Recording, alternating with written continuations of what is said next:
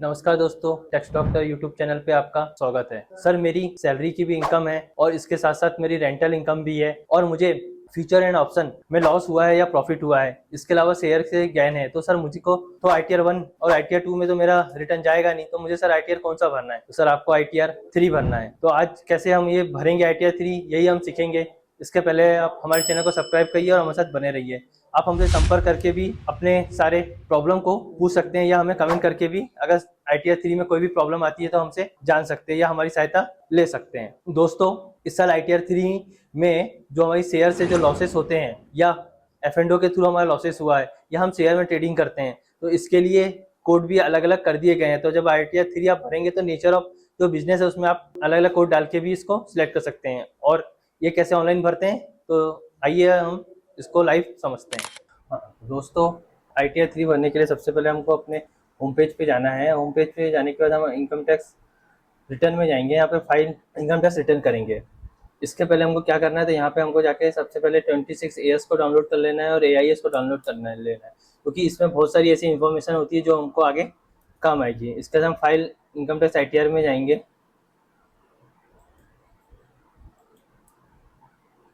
इसके बाद हमको अपना ईयर सिलेक्ट करना है, कौन से ईयर का। तो हम अभी इस साल के लिए भर रहे हैं, तो हमें 25-26 करंट ईयर के लिए टिक करेंगे।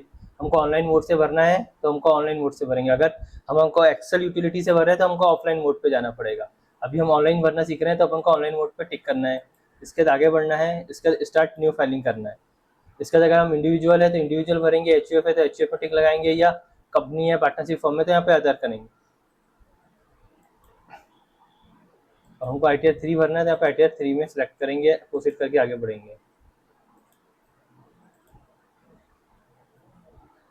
यहाँ पे जो ऑप्शन आते हैं इसमें हम 30 पे टिक करें, तो अगर हमारी इनकम 2.5 लाख के ऊपर या 3 लाख के ऊपर है तो हमको यहाँ पे बेसिक एग्जाम्पशन की लिमिट को ऊपर करना है। इसके अलावा हम किसी और कारण से अगर भर रहे हैं तो इन पे हमको टिक करना है।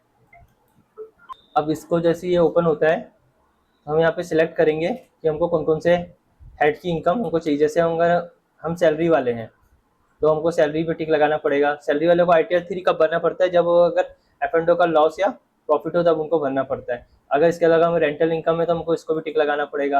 अगर हमारे शेयर की अदर ट्रेडिंग है, शॉर्ट टर्म में कैपिटल गेन हुआ तो इसको भी हमको टिक लगाना पड़ेगा। इसके बाद अगर नॉर्मल जो बिजनेस की इनकम है वो हमारी बिजनेस रहेगी। अदर सोर्सेस अगर इंटरेस्ट मिला है तो हमको उसको टिक लगाना है। इसके अलावा अगर हमने कभी कहते हैं स्पेशल रेट, जैसे ड्रीम 11 में अगर कोई जीतता है तो उसकी जो इनकम होती है वो सब के लिए हमको स्पेशल रेट लगते हैं, तो उस पर भी हमको यहाँ पे टिक लगाना पड़ेगा। अगर ऐसे अदर रीज़न है, एक एक रीज़न पे हमको यहाँ पे टिक लगाना है हमको अपनी इनकम सेलेक्ट करने के लिए। इसके बाद ये हमारे पास ओपन हो जाएगा। अब इसमें एक एक चीज़ हमको यहाँ पे भरना है। हाँ, जो ITR 3 होता है इसके लिए सबसे इम्पोर्टेंट जो चीज़ होती है वो होती है बैलेंस शीट और प्रॉफिट एंड लॉस अकाउंट। तो हमको अपना एक पहले बैलेंस शीट बना के तैयार रखना पड़ेगा इस रिटर्न को बनने के लिए। और प्रॉफिट एंड लॉस अकाउंट में जो जो हमारे डिटेल आएगी वो तो भी हम आगे सीखेंगे। जैसे हम सैलरी वाले हैं, यहाँ पे सैलरी में जाएंगे, अपनी सैलरी की जो डिटेल रहेगी वो यहाँ पे हम ऐड करके भर देंगे। जैसे एम्प्लॉयर का नाम A है और जो वो है, अगर हम गवर्नमेंट सर्वेंट है तो गवर्नमेंट में यस कर देंगे। इसके बाद हम गवर्नमेंट की जो जहाँ से हमारा 10 कटा है, कहते TDS कटा है, वहाँ पे 10 नंबर डाल देंगे कंपनी का। अपना एम्प्लॉयर का एड्रेस डाल देंगे, ये सिलेक्ट कर देंगे, यहाँ पे उनकी डिटेल भर देंगे। और उसके जैसे हमारी इनकम हुई 5 लाख रुपए, तो हम यहाँ पे बेसिक इनकम है तो हमारी इनकम जैसे बेसिक है तो 5 लाख रुपए यहाँ पे से जो भी हो यहाँ पे भर देंगे। उसके अलावा अगर हम रिटायर हो रहे हैं और रिटायरमेंट के समय कोई बेनिफिट मिल रहा है तो वो वाले अमाउंट हमको यहाँ पे भरना है। अगर हमको एरियर्स का पैसा तो 89 की जो रिलीफ मिल रही है उसको यहाँ पे हम क्लेम कर सकते हैं। इसको सेव करके हम आगे बढ़ जाएंगे। इसके बाद हमको डिटेल यहाँ पे एम्प्लॉय की, जैसे हमारा एम्प्लॉय का नाम ये है, टाउन हमारा इंदौर है, स्टेट हमारा MP है।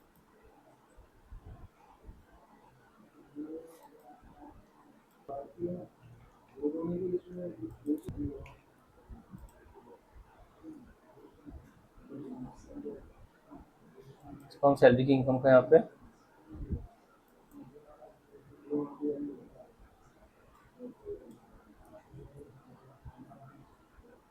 करके हम आगे बढ़ जाएंगे।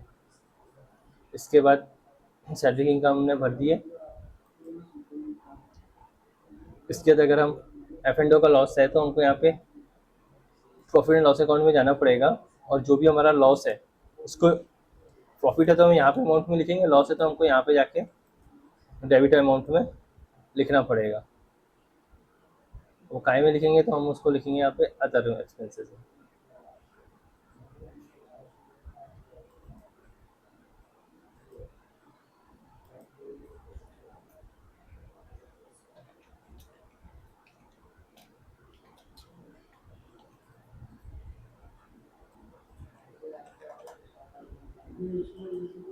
और ये हमको आने वाले 8 सालों तक के लिए कैरी फॉरवर्ड होगा। अगर इस साल हमारे अदर बिजनेस के इनकम नहीं है तो उससे सेटअप नहीं हो रहा है, तो अगर हमारे अदर बिजनेस के सोर्सेज की इनकम है तो हम जो प्रॉफिट एंड लॉस अकाउंट बनाएंगे उसके हिसाब से हमको एक एक पॉइंट पे यहाँ पे जाके अपनी डिटेल भरना है।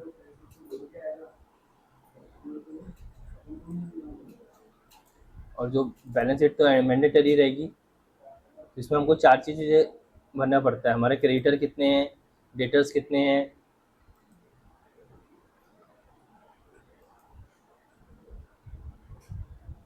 और कहते कैश का बैलेंस कितना है, ये हमको 4 मैंडेटरी, और इन्वेंट्री कितनी है। अगर हमारा एफ एंड ओ का ही है तो हमारी इन्वेंट्री कुछ नहीं होगी तो जीरो होगा, सिंडिकेटर्स भी जीरो होंगे, डेटर्स भी जीरो होंगे, तो वो एक एक जीरो जीरो करके यहाँ पे भर के इसको सेव करना पड़ेगा।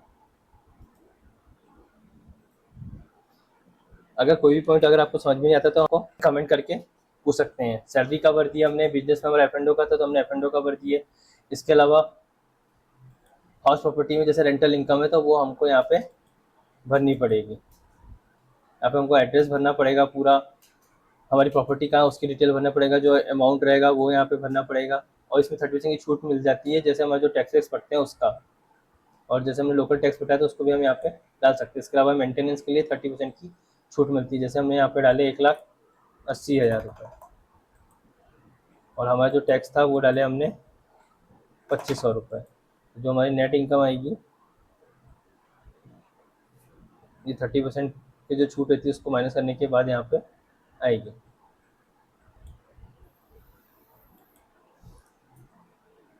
इसके अलावा हमारी जो नॉर्मल शेयर की जो ट्रेडिंग होती है उसकी इंफॉर्मेशन हमको निकालना है। अगर एक्सेल की सीट डाउनलोड करते हैं किसी की, तो जैसे हम जीरोधा में या ग्रो ऐप के थ्रू अगर ट्रेडिंग कर रहे हैं और हम जीरोधा का कहते हैं profit and loss statement download करते हैं, तो उसमें सेगमेंट वाइज वाइफिकेशन रहता है कि हमारा शॉर्ट टर्म कैपिटल गेन है कि लॉन्ग टर्म कैपिटल गेन है। तो शॉर्ट टर्म कैपिटल गेन है तो हम यहाँ पे उसकी डिटेल भरेंगे शेयर वाली।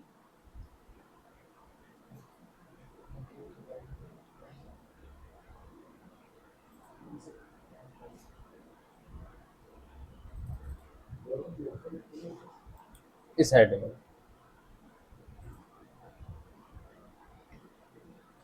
और इसके अलावा अदर कोई गेन है हमारा तो हम यहाँ पे भरेंगे। जैसे बिल्डिंग से हो रहा है, सीआर से हो रहा है तो यहाँ पे भरेंगे हम उसकी डिटेल।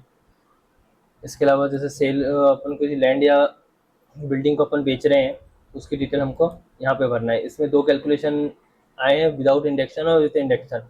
जैसे 23 जुलाई 2025 में जो हमारा अभी बजट आया था जो पुराना वाला, तो उसके हिसाब से जो 23 जुलाई की डेट आई थी 24 की, उसके बाद अगर हमने कोई प्रॉपर्टी परचेस की और सेल करी है, मतलब हमारी परचेस की डेट भी और सेल की डेट दोनों डेट 23 जुलाई 2024 के बाद की है तो हमको विदाउट इंडेक्शन ही भरना। उसके पहले की अगर हमारी कोई परचेस है तब हम विथ इंडेक्शन अमाउंट के साथ यहाँ पे प्रॉपर्टी का रेट डाल के भर सकते हैं। इसके अलावा हमें परचेस कब किए हैं, सेल कब किए हैं, इसकी डिटेल हमको यहाँ पे डालना है। अमाउंट कितना है उसकी डिटेल यहाँ पे हमको डालना है। शेयर के केस में क्या होगा, जो हम लोग जब भी वहाँ पे डाउनलोड कर लेंगे तो उसमें हमको डिटेल रहेगी, तो उसके हिसाब से हमको यहाँ पे यूनिट वाइज डिटेल भरनी पड़ेगी।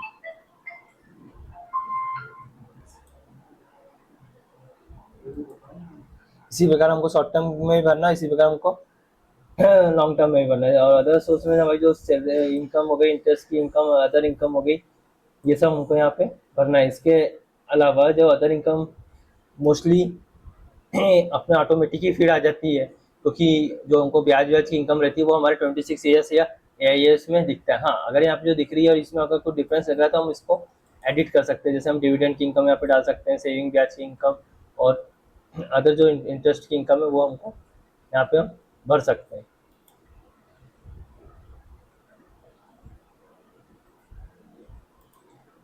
इसके अलावा जैसे हमने बात की थी कुछ स्पेशल रेट वाली, जैसे हमने ड्रीम 11 है ये सब से हो गई, तो उसकी हमको यहाँ पे जो डिटेल भरना है,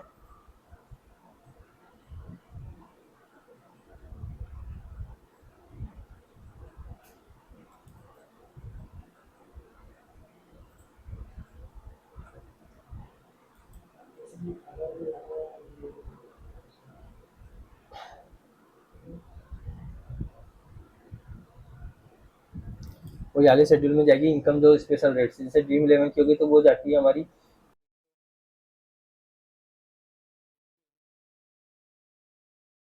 115 BJJ।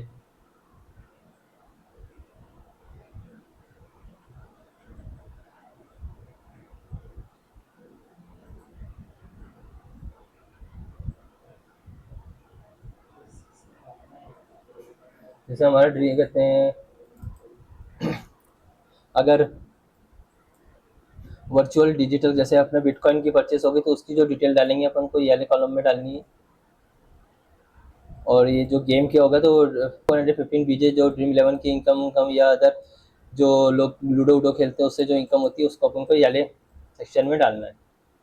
यहाँ पे हमको एडिट करना पड़ेगा ऊपर जाके, तो ये ओपन हो जाएगा। हमारे उसमें कुछ नहीं है तो हम यहाँ पे फिट नहीं कर रहे हैं।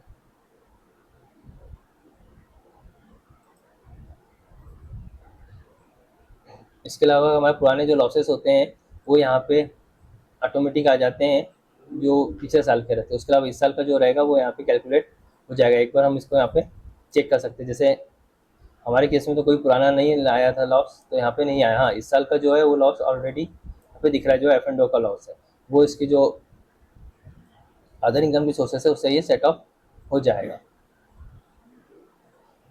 इसके बाद हमको अगर कुछ और है तो उसमें यहाँ पे अगर डिडक्शन कुछ ओल्ड रिज्यूम से भर रहे हैं तो यहाँ पे हम अपने डिडक्शन क्लेम कर सकते हैं। यहाँ पे हमको टोटल टैक्स की लाइबिलिटी दिख जाएगी, कितना हमको टैक्स पटाना है। हमारे केस में तो लॉस है तो इसके लिए पटाना नहीं पड़ेगा। यहाँ पे टोटल लाइबिलिटी कैलकुलेट हो जाएगी। इसके अलावा हमको सबको कंफर्म करेंगे। कंफर्म कर दिए वेरी, हमको एक समरी होगी, हम इसमें समरी को चेक कर लेंगे और यहाँ पे वेरीफाई करके इसको आगे जाके हम सबमिट कर देंगे। इस प्रकार हम ITR 3 भर सकते हैं। अगर आपको कुछ और भी जानकारी हो तो आप हमको कमेंट करके पूछ सकते हैं।